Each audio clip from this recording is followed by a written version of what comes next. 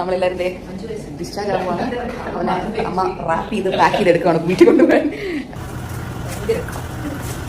Welcome home.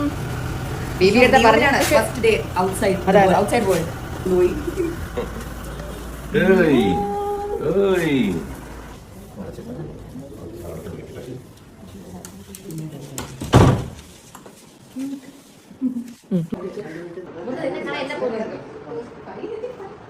പാലൊക്കെ കൊടുത്ത് sleepy ആക്കിയിട്ടുണ്ട്. ബേബി നല്ല രീതിക്ക് ഉറങ്ങുന്നുണ്ട്, കയ്യിലിരുന്ന് ഉറങ്ങുക.